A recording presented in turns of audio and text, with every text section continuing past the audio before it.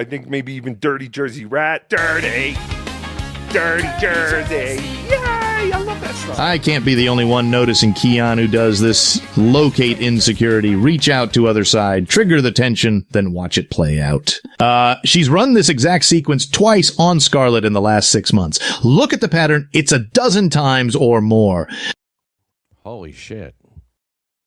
Okay, let me analyze this a little bit.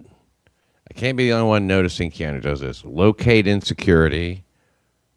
Reach out to the other side. Trigger the tension. Then watch it play out. Damn, I wish you were here, beloved, so I could hear more about this, you know? Because I'd really like to understand exactly what you're saying. It's not that I understand it in theory, I guess, but I'm trying to see how that would apply to people. Locate insecurity. Reach out to the other side. Trigger the tension. Watch it play out. Okay, so would this be what she did with Kevin and John, and then with Kumia and John? Is that right? Do those count? Ethan did contact. Yeah, that's true. Who knows how these things come about, though? Locate insecurity, reach out to the other side. Trigger the tension and watch it play out. Trigger the tension. She's been caught between two people more than anybody I can think of, actually. Look at that. I didn't think about that, but she's always caught between two people. So I guess I see what you mean. She was caught between April and Aaron. And like I said, Kumia and John, or Missy and John, but, you know, Kumia by proxy. Kevin and John, caught between them. Now it's, she's all mixed up with the Ethan, Ralph, and Scarlett thing. Scarlett and Matt Mead, she was caught up in the middle of that. What am I leaving out? Thanks, beloved chatter, for the thoughts. And giving Keanu credit for anything beyond surface level depth is absurd. Well, maybe, but I mean, like, I don't know if you have to be a deep person in order to do that. I mean, I think it satisfies base shit. Like, it's triangulating, basically, isn't it? It's just some people do a triangulation thing, and that's how they feel powerful, you know. Now, John and Kumia are already against each other, so it's not like she really had to do a lot to stir up that tension, I guess.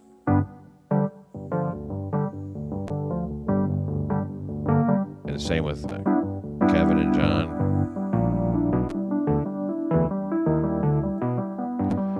I mean, John's great for that because John is like, he's got so many people that he's, man, I'm really sitting low. He's got so many people that you know, people consider themselves on the other side of him, I guess. All right, I dated a girl. I'm not going to mention her by name, but it was a long time ago. And what she would do is she did the triangulation thing too. And I noticed the pattern without even really knowing what it was or why she, I mean, I guess I sort of understand why she did it.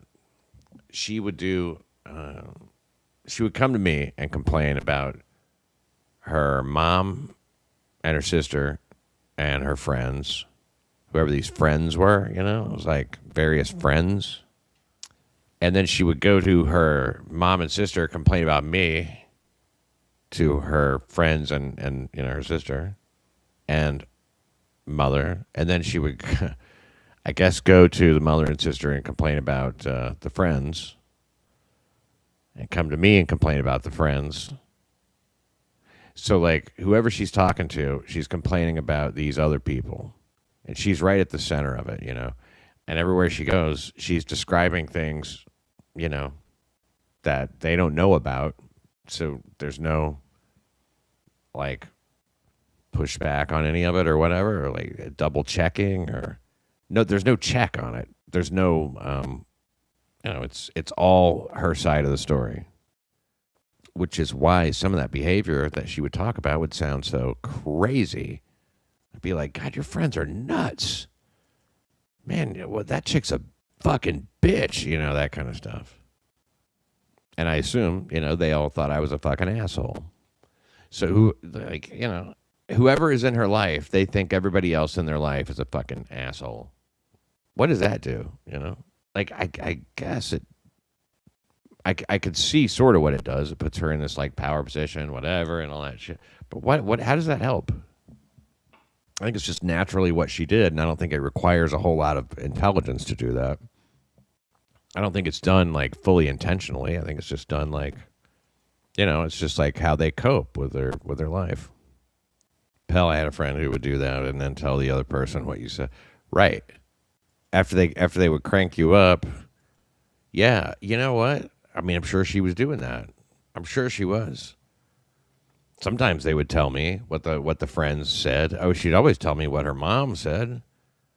Her mom and sister were like a power center together, you know, that represented whatever. And then there was the friends that represented probably independence. And then whatever I represented, the dick, you know, I had the dick. And they'd all be saying, you need to get rid of him. And I'd be saying, you need to get rid of these people. Get them out of your life. Why do you even hang out with them? They treat you like shit. You know, not so much the sister, because, I mean, what are you going to do? How do you get rid of the fucking sister? You can't. Can't get rid of your mother either. Although, you know, she has since perished. Oh, wait, never mind. Hey, what can you say it happens? What can you say it happens?